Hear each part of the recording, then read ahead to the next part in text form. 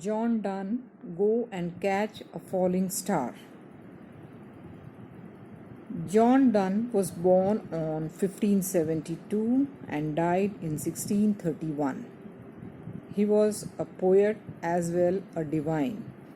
He was brought up as a Roman Catholic but joined the Church of England and rose to be the Dean of St. Paul's Cathedral. His poems range from deeply religious pieces to coarse secular ones. They include lyrics, sonnets, elegies, satires, and epigrams. He is recognized as the greatest of the so called metaphysical poets, whose work was full of unconventional and far fetched images and conceits drawn from the most unlikely sources. His own poems show these in abundance, but also exhibit a dramatic power and an individuality that have made him very popular with present day poets. Go and Catch a Falling Star is a song and was first printed in the first edition of John Donne's poems in 1633 after his death. The 17th century writer of this song, John Donne, is noted for his extravagant images and subtle wit. In this light, playful, and almost mischievous song, he expresses his great distrust for womankind through a series of exaggerations. He suggests that it is no more possible to find a faithful woman than it is to catch a falling star or perform a number of tasks which are impossible that he has mentioned in the first stanza. Throughout the poem, Donne employs a light and sometimes humorous tone. He is annoyed by the general theme of the poem, the inconsistency of women.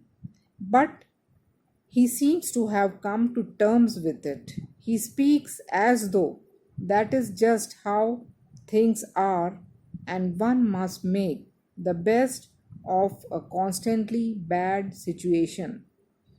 While this piece does not feature the characteristics of metaphysical conceit found in other works of Donne, but there is an interesting comparison between the stanzas. He compares the impossibility of something like catching a star to finding an honest and a beautiful woman. While a clear exaggeration, it appears to be the speaker's own true belief that he will never come upon a woman who will treat him fairly and will not run off with someone else.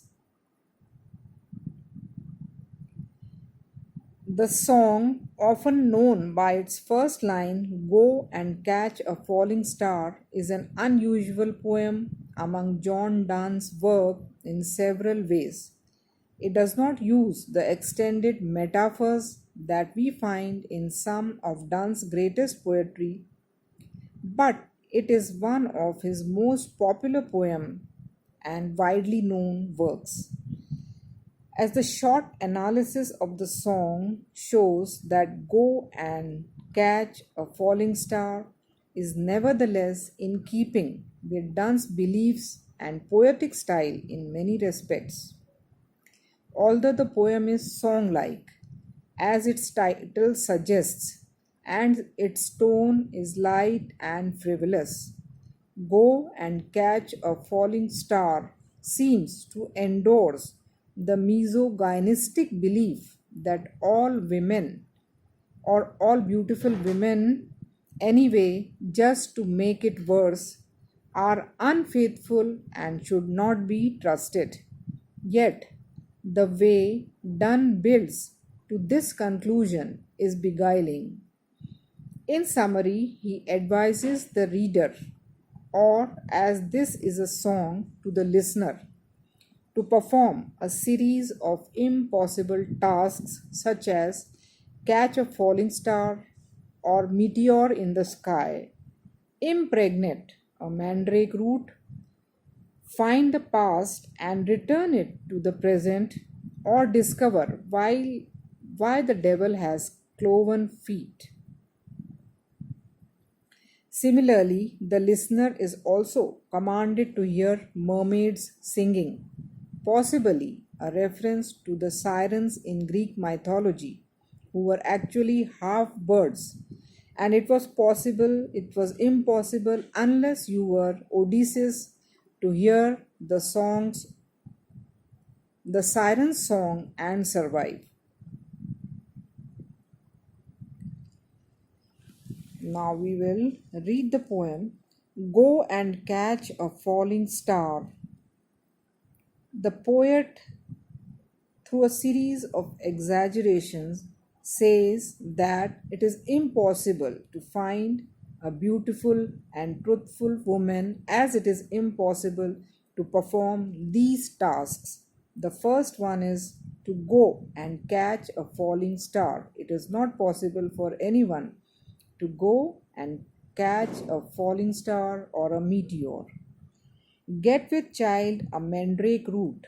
Mandrake is a plant whose root resembles the human body, physical body. So it is not possible to make a mandrake root give birth to a human child. Tell me where all past years are. Mandrake, John Donne asks his readers to tell him where all the past years have gone. It is impossible for a person, for anyone, to tell where all the past years have gone.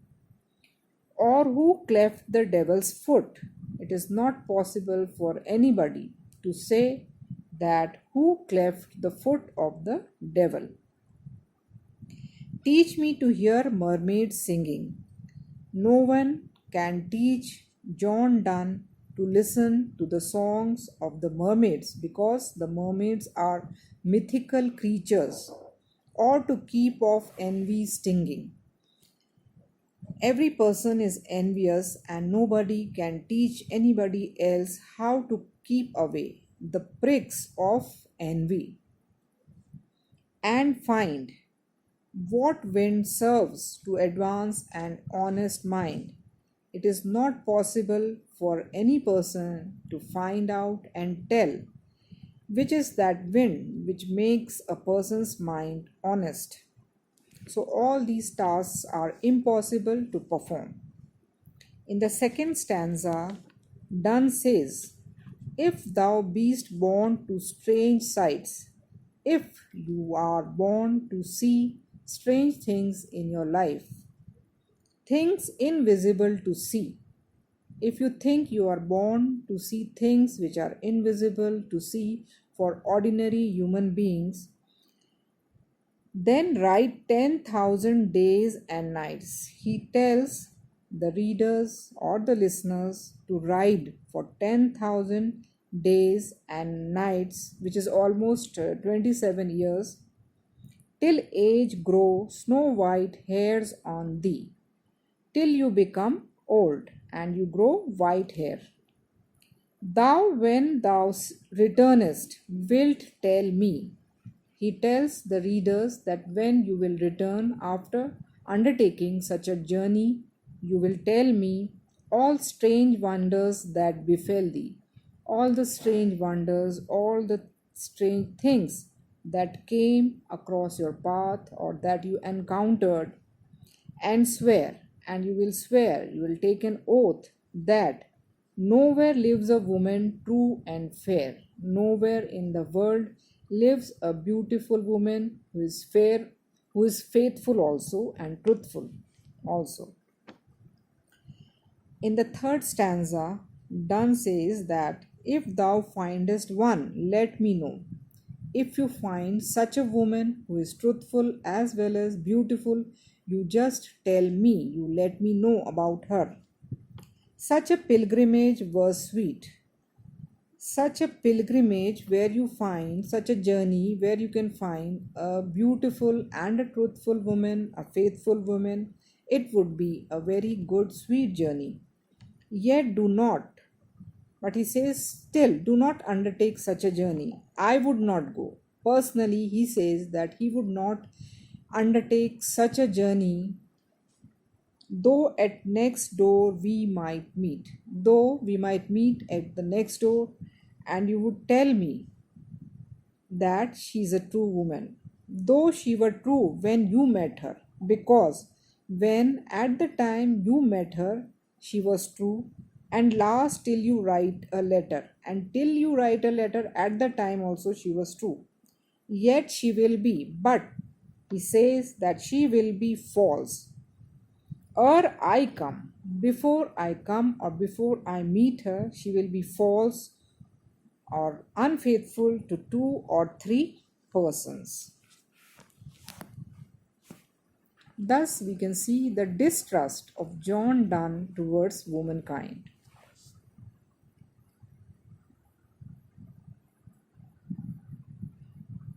Now, the structure of the poem and the poetic devices used by the poet. The song Go and Catch a Falling Star by John Donne is a three-stanza poem that is separated into sets of 3 lines. The lines follow a consistent rhyme scheme conforming to the pattern of A B A B C C D D D. The lines also stick to a syllable pattern that changes within the different sets of rhyme. For example, the first 4 lines are the same with 7 syllables. The next 2 contain 8. Then there are 2 2-syllable lines. Finally, the stanza ends with a 7-syllable line. This is a very unusual pattern that works best if read aloud. The fact that Donne titled this piece Song makes it clear that it was meant to be read or sung. So we see that the poetic form is stanza 1 and 3. The rhyme scheme is A B A B C C D D D. And in stanza 2, the rhyme scheme is A B A B B B C C C. And the meter is iambic tetrameter. The literary devices used in Go and Catch a Falling Star are hyperbole. Donne exaggerates the impossibility of catching a star and compares it to his belief that it is impossible to find a perfect woman. Get with child a mandrake root is also a hyperbole. Once again, takes something that is impossible and compares it to his idea that it is impossible to find an honest woman. Now, Donne uses allusions. Teach me to hear mermaids singing. It is an allusion, and in Greek mythology, beautiful creatures called sirens would tempt men with their voices. Once they lured the men, they would kill and eat them. This reference is used to show how the poet believes that women are deceitful. Red, Ride 10,000 days and nights is an hyperbole and used to show that no matter how long or far you search, you will never be able to find a perfect woman. Or keep of envy stinging. This is a personification saying that envy can physically hurt you. Alliteration is used in line 10 and 22. In line 10, he writes beast born and strange sights. In line 22, it is might meet. Thank you.